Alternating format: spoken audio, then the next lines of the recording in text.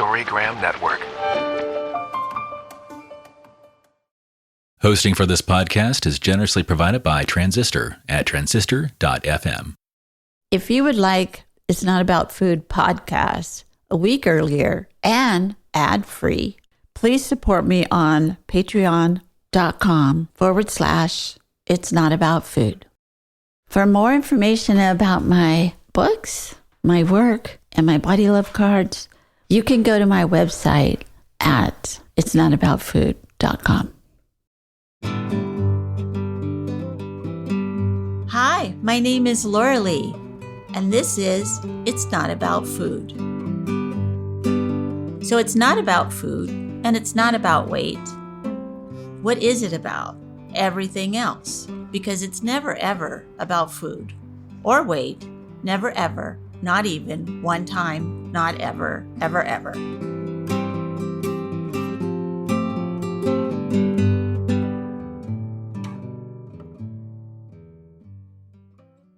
Hello, everyone. This is Laurelee Roark from It's Not About Food podcast. Today, we're talking about honoring. And what does that mean? The Body Love card has the goddess kneeling on a sort of a yoga mat with her little tuff behind her that she could sit on. And the power animal deer is kneeling down, looks like he's going to do a down deer. And she's got her hands in namaste, and the image of the card, and I think what Carol and I were going for with this card was sort of like namaste is the God in me recognizes and sees the God in you. And so she's saying that to herself, that she sees the spirit within of her own self, which I think is a wonderful thing to come up with. And the back of the card reads, honoring means understanding we are sacred beings and our bodies are sacred. They are not objects to be sculpted and forced to meet cultural ideals. They are not a commodity to manipulate in order to measure our self-worth. By objectifying and creating reverence for our bodies, we become free to experience the wisdom, magnificence, and magic of our bodies. So I love this card and this idea of honoring our bodies and ourselves as the sacred, as the holder of our spirits. You know, as really think about our bodies, our houses. And if we don't have a body, we don't get to be here. And the reason why we can be here is because of this beautiful body that we have, and that it's sacred. We are body, mind, and spirit. It was a revelation to me to think that my body was not just something to be hated and changed and made smaller, forced to be always smaller, couldn't get small enough. And that it was also, my body was a form of money in a way. And I would manipulate that in order to be okay with myself. I feel like a lot of times my body was my only commodity, especially when I was younger. Just everything was about how I looked. I didn't feel like I got very many points or okayness with who I was as a person. It was really about what I should look like, really. And that just being in the stopping to objectifying myself was huge. Not only my body, but my whole like little self was put in some sort of category or some kind of box, and I needed to stay in that. So I love the idea of being free to experience the wisdom and the magnificence and the magic of our body, but also of our whole self. Humans are like awesome. So our animals are awesome. Trees are like totally awesome. Everything really is, you know, it's pretty great here. If we could see that and own that and step into that. So I'm really, really, really happy to have my good friend Emily here with me today, and we're going to talk about honoring. And she is somebody I feel just really has taken this idea and has really embodied it, not only in her body, but in her whole life, of honoring who she really is. And I've been able to be with her when she is talking to herself and like totally just such a positive coach for herself. And truly magnificent to watch and to be around. And I really appreciate that she's here today, taking time out of her work schedule. Shh, don't tell anyone. But here she is. So, hello, Emily. How are you doing today? Hi, Laurelee. I'm doing really good today. I'm glad I had this time blocked off on my calendar. I was planning I had to take today off. Told my boss I got something real important to do today. So I'm honoring myself and my time and allowing myself to do these great things and share and contribute. So yeah, I'm super happy to be here and share about this card. Great. So tell me, what made you pick this card? What spoke to you about honoring, and how does that show up in your life? Yeah, good questions. I was thinking about all the topics and kind of where I'm at now, and I've shared some about my personal story and specifically like with my eating disorder history and my recovery from in the last 10 plus years through that. And so kind of looking at where I'm at now and what I've learned and what I continue to work on. And in the beginning, when you start out on this recovery journey, you think, okay, I'll get this figured out. I'll check all the boxes. I'll pass a test. I'll get a certificate and I'll get it, right? Like it's just, we're done with it. You know, and as we all know, with whatever it is we're working on in self-development, it's a journey. And here I am 13 years into really honoring my body. The first big thing I did to honor my body was decide to go to eating disorder treatment 13 years ago and get off of the cycle of self-abuse that I had been engaging in most of my life. So seeing where I've come from there. So I was going through the deck of cards and I looked at body wisdom and I was looking at boundaries and then just reading the description and honoring, I feel like really settles in just a bigger picture of where I'm at. And like you mentioned, I didn't even realize this big job change I've had this year of honoring myself and again, trying to break cycles and how it doesn't always necessarily begin with just the food and eating disorder stuff, but it starts with that. And allowing ourselves to get through those things. And then how do I continue to grow into this person and living my life, honoring myself, knowing these things about myself, and wanting to continue living a full and enriching life where I don't focus on myself as a commodity, something to be traded, something to be manipulated, and really just continuing to embrace, like you say on here, like the wisdom, beauty, and magic of my body. I'm also a woman in my middle age, early 40s, and going through this kind of perspective in my life of where I've been, where I'm going, what I want for the next 20 years of my life, how I want to honor and respect my physical health, my mental health, my spiritual health, and really use what I've learned to really make the most of what I have ahead. So honoring just felt really good about slowing down. Made a lot of big changes these last few years. I always joke that all my therapists and everybody around me have been telling me to, quote, slow down for the last 10 plus years. And it finally took a big life change in hiring a career coach and again, working more deeply in therapy and making these big changes to honor, to break cycles of workaholism and burnout that were still symptoms and things I practiced in my eating disorder, but played out in my work life. So honoring myself to get off that hamster wheel of pain. Yeah. It's hard to get off that hamster wheel, especially when the hamster wheel is such good work, like your nonprofit that you were doing and yeah. Also just all of the extra stuff you did for the community and for the world and to like step off of that. I had the same kind of thing. I felt like I was taking my skin off because this was my thing that I did and this was I have to do this for the greater good. It has to happen. And if I don't do it, nobody will. But that's really not true. I actually found that a lot of people just fold in and pick it up. And the work gets done, creates new opportunities. And yeah, it's a lot to set down and thinking I do this work because I honor my community. I honor marginalized people, things I care about and get involved in, the work I chose to do, just honoring my commitment and dedication to what I do as my day job. And then, yeah, honoring my community and finding out that there's just ways you can do that without burning yourself out and burning the candle at both ends. Yeah, everything doesn't have to have me physically in there with my sleeves rolled up doing the dishes. you know, Right. I can still be a part of, and I don't have to, like you said, burn the candle at both ends. Yeah. And then thinking back to, especially, I lovingly use the term workaholic. No, I love what I do. It's not like I left corporate because my workaholism was not rewarding for them. You're just getting rich business guys, bigger cars, more vacation homes, and bigger bonuses. When you're just a number on a spreadsheet and can get laid off at any moment, they're not honoring you and your work. And so I decided to take my honoring elsewhere.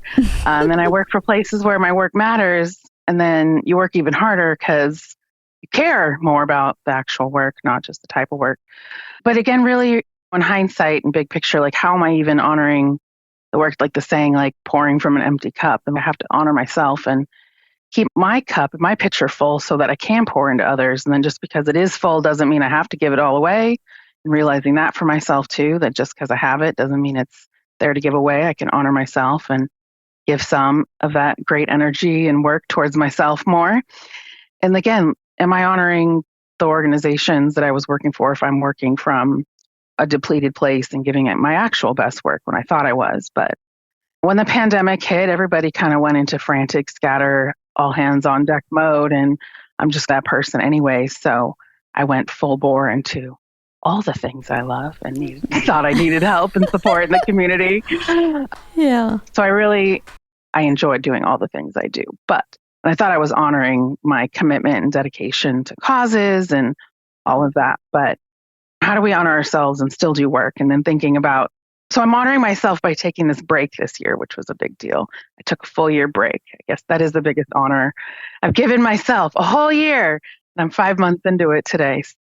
How do you feel 5 months in? Has the backlash, has it stopped? What will I do with myself? Yeah. Yeah, the FOMO, the backlash, the feeling like just not having a bunch of stuff on my calendar to do every day after work and feeling like, oh yeah, no, my life's good and comfortable. Like, I'm cool. I am important. I do things. Look, I don't have anything to do. Like, what is important to me? So Right. It feels real good. Luckily, we had a long winter. And so I tried to honor myself with the seasons and hibernate and stay hunkered down on the couch. So January, February were a lot of just resting and sitting still and just being at home and not filling my calendar with things to do. It's hard saying no and not offering myself up for stuff, but I've been staying in my lane real well. So it's real hard the first 2 months because I want to like text people and get updates and ask questions and be involved. And I'm like, what no. happened with so-and-so? Yeah, they're doing just fine without me. It's okay. I don't need to know. God, I know. Just distractions and focusing on myself. So 5 months in, I feel like, the other day I was like, could I do another year? Maybe I need 1 year to like adjust and then another year to like really get into my own stuff, I guess. So it feels good. You may need another year. You may need the rest of your life. I think about what you have done in your one little life that you've had already. It's not chopped liver. It's not nothing. It is a lot. I was just telling somebody the other day that I did a lot for a certain community, and other people have to do that now. I can do what I want about that, but I don't have to run the program. Yeah, right. I can be on the sidelines. I can support others to do it, and I'm okay with that. I was not okay with that the first year or two. I wasn't. I thought, nobody loves me. I'm not worthy anymore. And it's lonely. And then my people to talk to all the time. But actually what happened was my own life fell into that abyss, into that opening that was there. And it's not like you don't already have a lot of stuff on your plate just by yourself. Yeah, I got family and lots of amazing friends that I've worked hard at building relationships, and the people that I have in my life right now are really worth being in my life. So I have been focusing on reconnecting with friends I haven't seen since either before the pandemic or seen in person very much, spending quality time with people I really care about. So those are the things that I've been like focusing on not filling my calendar with, but making purposeful time for myself to enjoy with people and not just on the fly, or where we can squeeze and fit people in. So high quality time. Yeah, just honoring where I'm at with that right now. Yeah. Aren't you already planning your birthday? Yes. I was like, let me honor myself as an event planner who has planned, I don't even know how many things for tons of people the last 15 years. Plan one for me. Right. I was kind of like, I do birthday stuff, and I planned a little birthday dinner last year. You know, you try to put it on a friend or your spouse to plan something for you, and then you're like, all right, whatever. And this year I decided I'm going to plan a big old birthday party for myself. I want a DJ. I don't want to cook food. I want to just show up. I want food and music and entertainment. I want my favorite people there. A friend and I, who we have similar near birthdays, we're like, let's treat ourselves. She and I always used to plan some community events too. I always fall in our birthday month, so we would do community events instead of our own birthday celebrations, or be like, this will be for our birthday, but it's for the community. So we're like, this year, I'll make everybody sing happy birthday, but I'm still going to feed the homeless on the same day. Yeah. I've done lots of things so on my birthday. Great. Yeah. Like, but my birthday, let's volunteer. Yeah. Yeah. But I love that you're doing this, that you're the organization that you're planning it for. Yay. Yes. You know, my goal this year, when I put up on my whiteboard, because I'm very, I don't want to say, like, you know, I'm just very like, my goals for the year, my vision plan, like what I want to accomplish, these kinds of things, goal oriented, as you would say. And this year, all I wrote on my board was be in service to myself. Oh, But, you know, it feels weird to be selfish. I'm still a generous person, but just be in service of myself, my community service time too. How can I volunteer my time to my need more? yeah. If you would like to have a weekly newsletter that has some information about recovery or what people are doing in the world or what I'm doing in the world, and just information about how to recover and what to do and how do we have faith and trust and love and openness to our own selves, you can go to my website at itsnotaboutfood.com. Storygram Network. Welcome to One Media, One Media. When you're whining with nurses. It's a place I like to call The Bleed. My name is Laurelee, and this is It's Not About Food. Storygram Network. I joined Beyond Hunger about 3 years ago after my own eating disorder recovery. I've been with the Peer Ed program for over a year. I've been a peer educator for a few weeks now. Beyond Hunger is an amazing organization in which high schoolers like me get to go to schools across the Bay Area and educate teens and students on mental health, body image, intuitive eating. And I joined because it really helps people. I joined the program because I believe that the information we provide people my age is very important. Beyond Hunger has allowed me to connect with the youth in my community and reaffirm to myself what I know is true. It has given me an opportunity to educate others and inform others around my age. And I just think it's a really wonderful program. Because I want to teach other teens what I never learned. Appreciating your body through its ups and downs, navigating diet culture, and learning about intuitive emotions and hunger. And I felt that it was super important to continue to make change in the community. My name is Laurelee Roark, and I am one of the founders of Beyond Hunger. My business partner, Carol Normandy, and I founded it in 1988. But for the last 25 years, we've been going into schools and talking about the issue of eating disorders and body hatred. We train young women to go in with us, peer-to-peer, student-to-student, and it is a wonderful program. Please give generously. Thank you. There needs to be a change of language too. And I think words matter. We call ourselves selfish if we're just doing our own little thing, but we also call ourselves selfless if we're doing all of this other stuff. But really, maybe it's just self-care. I know that if I wasn't actually physically working for somebody else in some capacity, I felt like I was being selfish.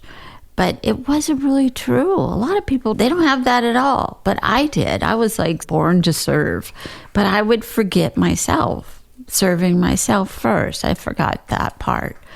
And I feel like as I get older, I have to do it.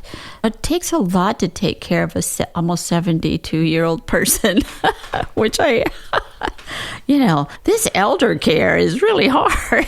Yeah, what's up with this? Where's the booklet on that? No, that's something you said too. Like, I do feel like I'm someone who has that natural generosity of spirit, born to serve, naturally wanting to help others, be the change I want to see. Like, I naturally just want to get involved and use my skills to fill a need. And, oh, you guys need help with this. I'm great at this. Let's match skills. And I'm just a general helper, uplifter too. So learning boundaries with that. So it's not saying I won't ever or can't ever do that ever again or won't, but if and when I do and how I do going forward.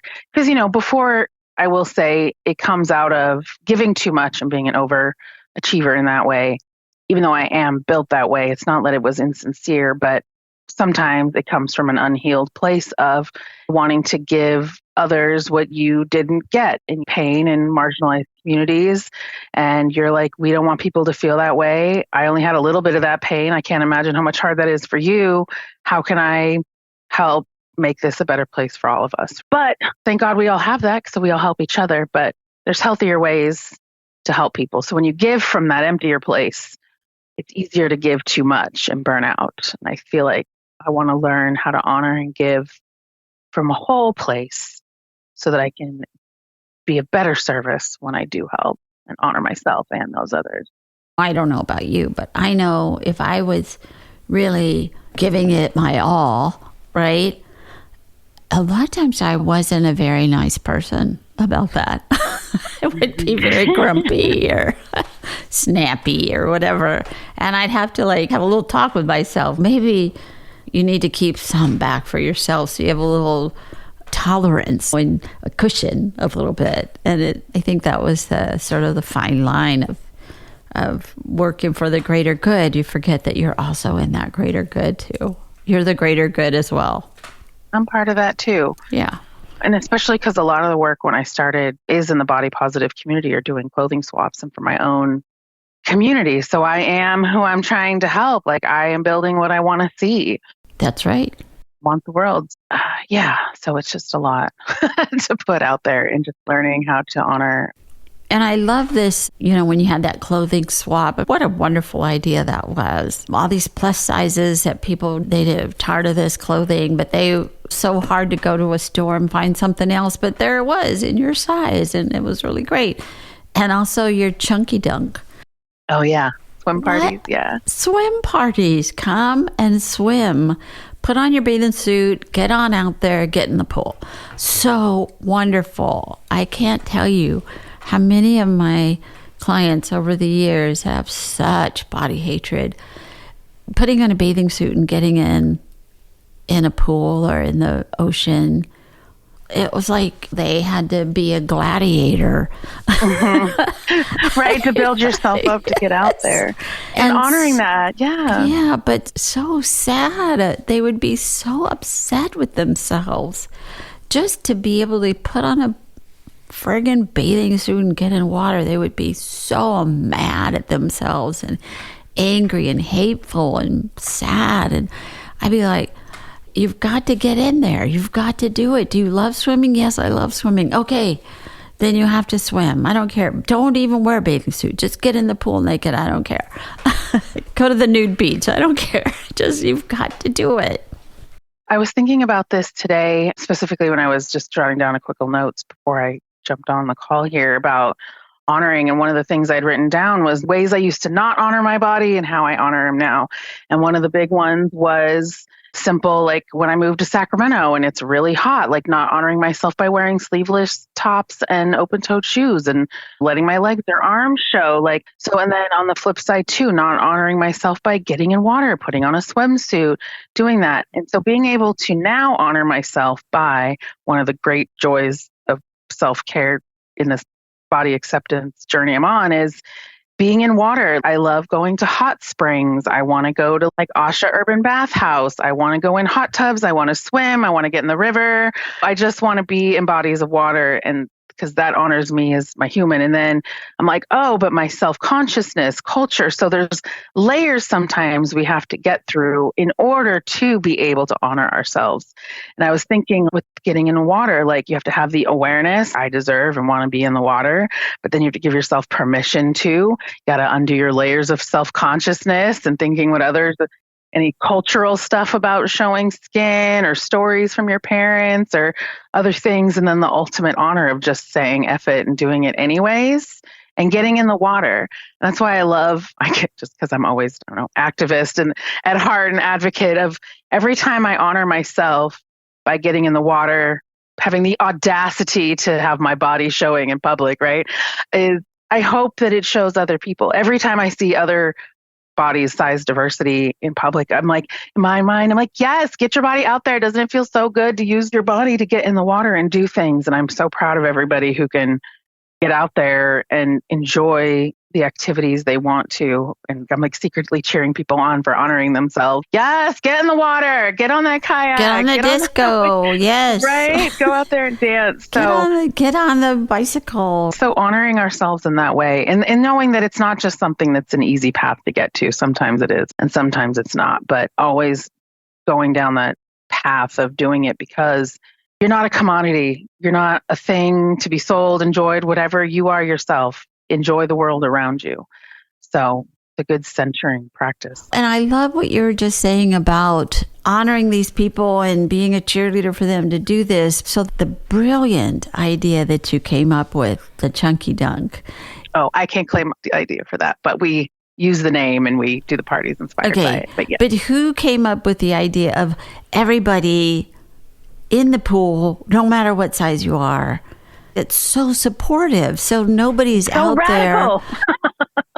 And so nobody's out there with a bunch of Barbie dolls. And then everybody looks like everybody all over. And every color and every size and shape and every age. And different abilities. Matter. Yeah. Let's just put them all together. Everybody get in the water if you can. It's okay. Yeah. Honoring that diversity. I don't know the origins. I think the term Chunky Dunk is from like Portland, like there's an actual website, but I think there's been Fat Splash in the Bay Area for a long time and other things inspiring, but it is important to make, because sometimes the haters will say like, well, why does it have to be just for fat people? Or why does it have to be just for big bodies?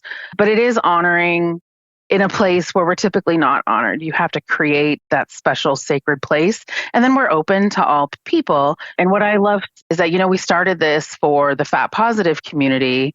And then we partnered with the sisters, I can't remember their name. Sorry. But there's a queer order of nuns that does community work. And we partner with them to host the events in the early years. The Sisters of Perpetual. Abbey of Divine Light, Perpetual Indulgence, something like that. Oh my God, they're amazing. There's different chapters. Right.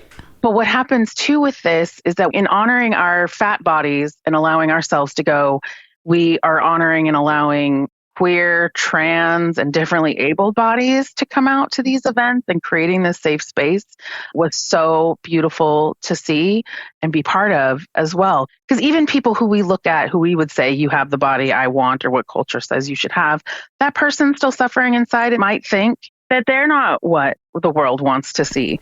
Absolutely. Body dysmorphia is a thing, no matter what. Yeah. Absolutely.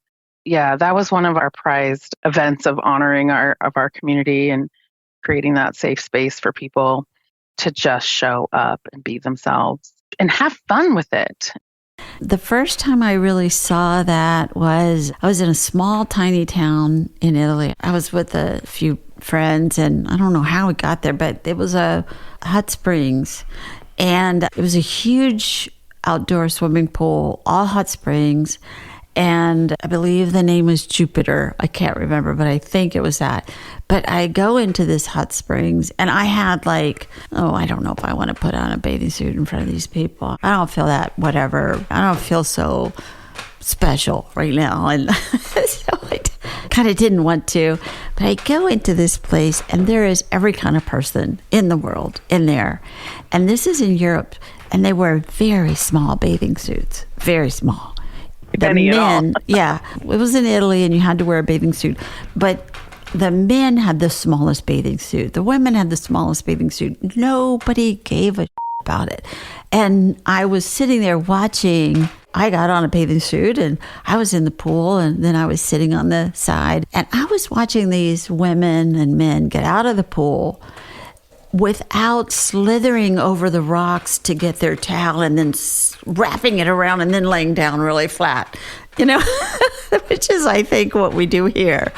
But none of them did that. They walked around, they went to the place where they got a drink or they got a hot dog and they went to the bathroom and they just laid around and talked to each other and didn't ever care, I felt. I did not feel that body hatred, that wall of body hatred that people have. It was just like, this is who we are. We live in this little town. We're all swimming. We got our bathing suits on that we're supposed to have, and we're all good. All different ages, all different people, like all able-bodied or not able-bodied, and all, I don't even know what, I could not believe how great it was. Yeah, that's a beautiful scene.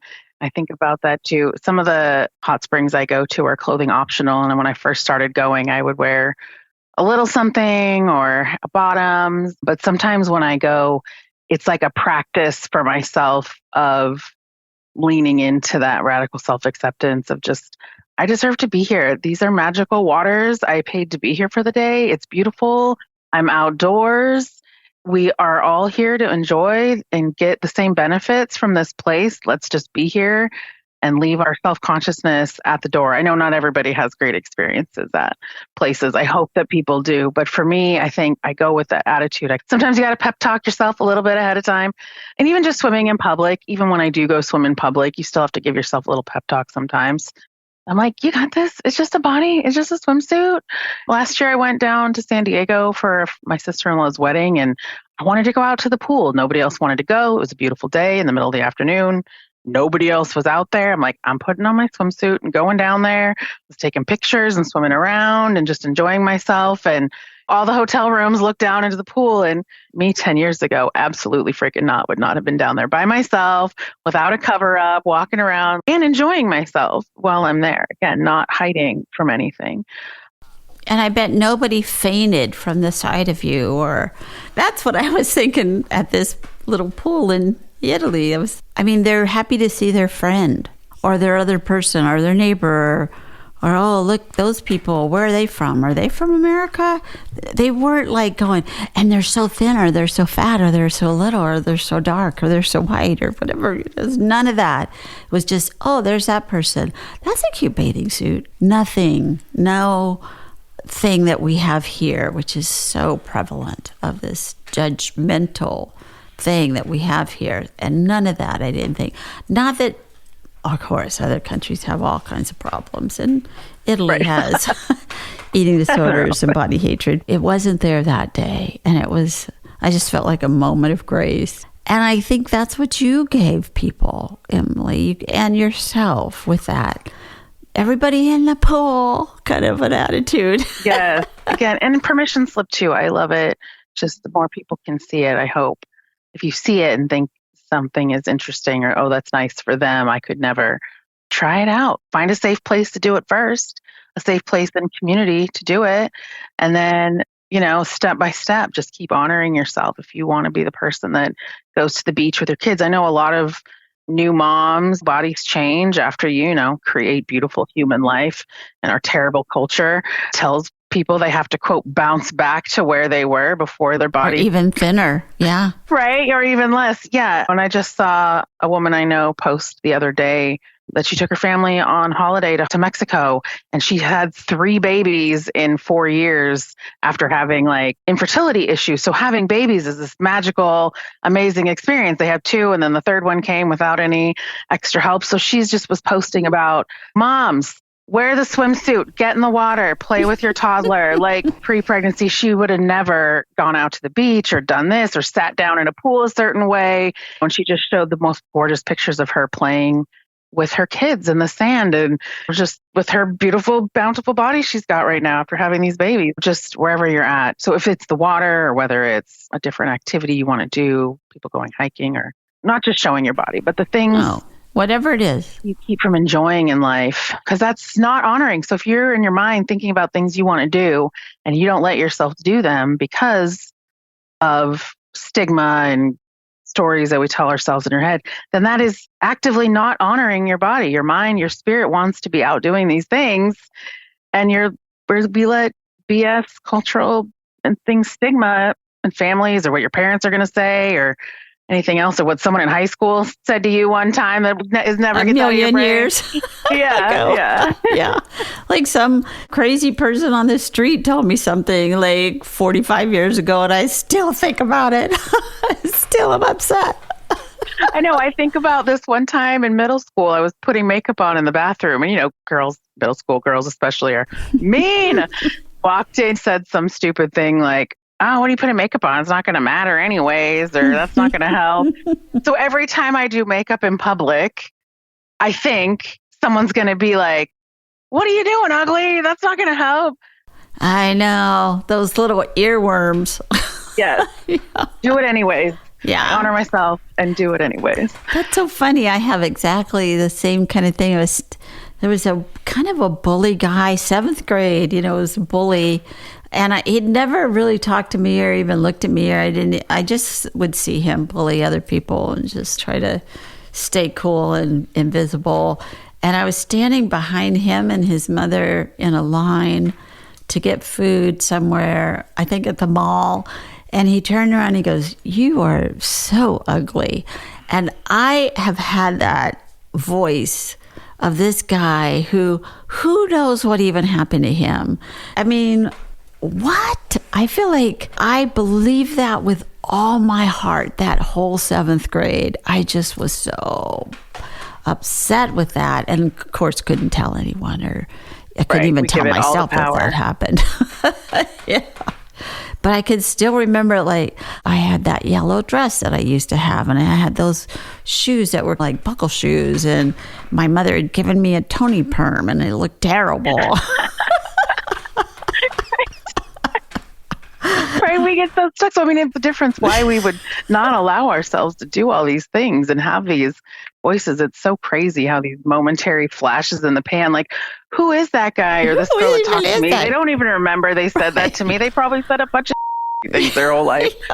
I might have said something to somebody that I didn't mean that probably stuck with them. So it's just, again, the honoring, it's like this cycle, this big full circle of coming back and sifting through all that stuff to be like, but at the end of the day, after all that BS and that stuff we've been carrying around for me for 20 years now, 30 years, but me and my whole person and my spirit and who I am, what I deserve more, and I get to still do what I want and live this life because I'm not living for that person. And even when it's somebody's parent or spouse or partner or best friend who's telling you things about yourself, like, it's still, you're the only one living your life. That's their opinion. Even if it's positive, it's their opinion. You got to honor yourself and do what's right. Exactly. Even if everybody else around you is saying no, and you know in your heart. And it's hard to know. I think sometimes in my honoring journey to myself, like, sometimes it's hard to know what my gut is and what I do actually truly want, because there is so much static and sound. So understanding that's a process too, and you'll keep uncovering, just a matter of knowing that you can get to the bottom and keep figuring out the best ways. And it might change over time. I'm sure it changes over time, what your body needs, meeting yourself where you're at. And that's it too. Changing and honoring where you're at. My needs are different now than 5 years ago, and realizing that how I honor myself now and decisions I make are where I'm at now too. Like, I think about that with my job or stopping all my community involvement. Like, it's not forever. I'm just honoring where I'm at, the culmination of things that brought me here and what I want for myself in the immediate future, knowing it's not forever. And I think one of the ways that we can get there, if we get so far away from it, is like the picture of this body love card of her sitting on the yoga mat and namasteing herself and taking that moment to go within, to honor herself, getting out of that busy, "you're so ugly" in the 7th grade comment. go into Right. who I truly am. So great. I think it's a perfect segue into wondering if you would read the bottom of the card of the Today I Will. Today, I will experiment with looking at my body and other people's bodies as if they are sacred and full of wisdom. I will stop treating my body like an object and start respecting my body's wisdom, beauty, and magic. Throughout the day, I will practice honoring my body's wisdom. Oh, thank you very much for coming on today. I know you have a busy life and busy honoring yourself, and I really appreciate you being here and honoring me by being on the podcast. Of course. Thanks for honoring your community by giving what you do and by sharing and lifting up voices. I love listening to this podcast and picking a different topic and hearing others' perspective on these things. So Love it. Thank you, Emily. Laurelee. And I'll see you soon. Thank you for listening. You can find me on all the social medias at It's Not About Food. And if you would like to get the show a week early and ad-free, you can become a member at Patreon. Search It's Not About Food podcast. Thanks so much.